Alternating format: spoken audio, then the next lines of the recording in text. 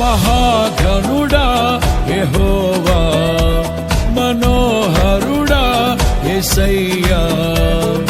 ప్రభు ప్రేమ నాలో నింపుటకే దిగి వచ్చినావు మహిమాత్ముడా.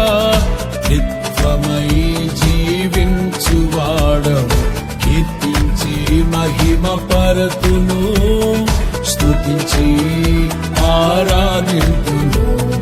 నీకే నా ఆరాధన.